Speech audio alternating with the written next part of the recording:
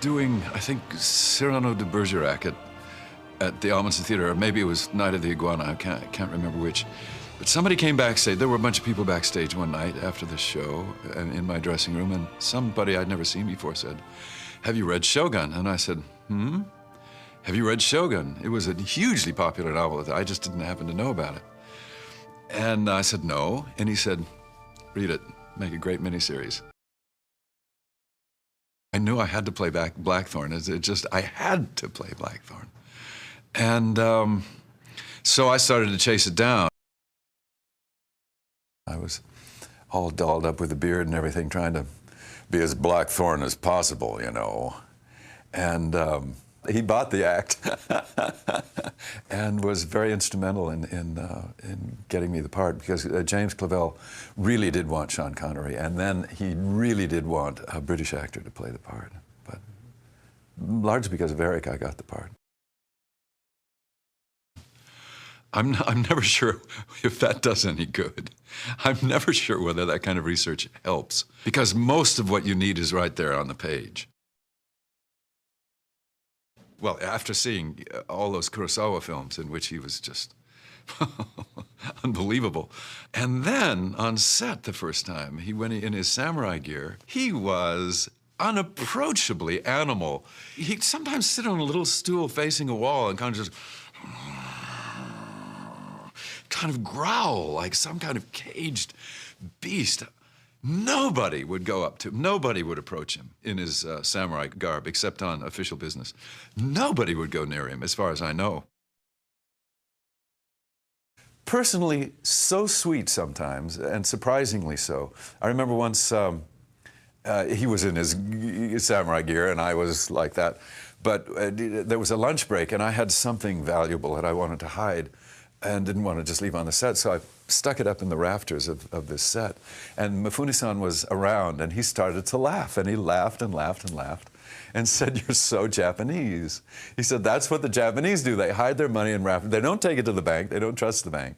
They hide it in the rafters, or they put it under the mattress, or they bury it in the ground." Yoko Shimada, her emotional depth was just staggering. And that seemed odd to me in the sense that the Japanese, in my experience, at least in daily life, seemed not to be very expressive emotionally. They were friendly and wonderful, but emotionally rather hidden. So when she came out with these powerful, powerful scenes of deep, deep feeling, I was really sort of awestruck. On the boats, it was horrific when we were out at sea, because there was literally no place to hide from the sun. The air wasn't moving at all. The heat and humidity were just astounding. And the food, they'd bring out these sort of boxed lunches. And by the time it was lunchtime, they were all sort of semi-rancid. And that was tough. That was very tough. I remember on the boats, John Rhys Davies made the mistake of sort of living it up on the boat. There was no shade. The heat was relentless out in the sea, there wasn't a ripple in the water. There wasn't a breath of air. And I used to hunker down under my little umbrella and take it easy between scenes. But he was out whooping it up with the crew and everything, and eventually lost energy at the end of the scene and couldn't quite get through the day. A scene I remember most strongly, I think, was being pissed on. They were humiliating Blackthorn to the max, and I was shoved to the ground, and he stood over me and pissed on me. It was actually beer. But it was genuinely, deeply humiliating.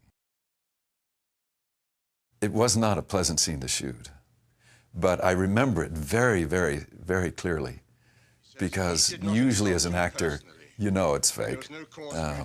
And I knew it was fake, but it still was heavy-duty stuff. I wasn't surprised, because it didn't seem like that big a deal to me, but apparently standards and practices, if they had noticed these things in the script, probably would have cut them. Luckily, it was a very, very, very, very long script, and maybe they didn't read it as carefully as they should have.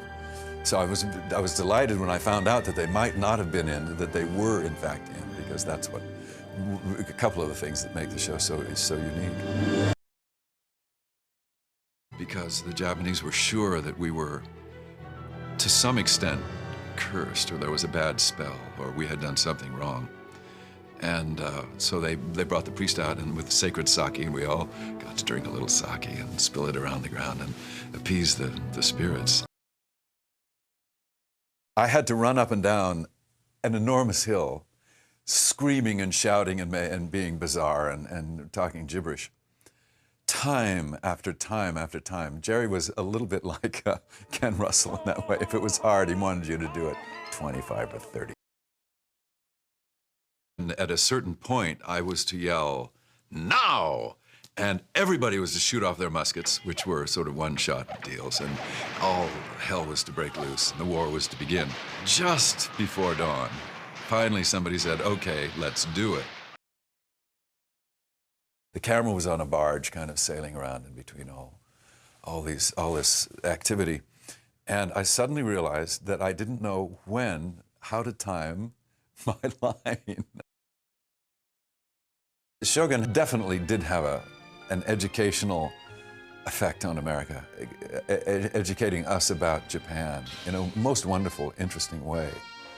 And I'm sure some of it stuck, because we're still frequenting Japanese restaurants and eating tons of sushi, which we didn't do before. I felt from the very beginning that Shogun was very special, and that it was an extremely special opportunity for me as an actor. Special is an inadequate word for the way I felt about it. It was everything to me.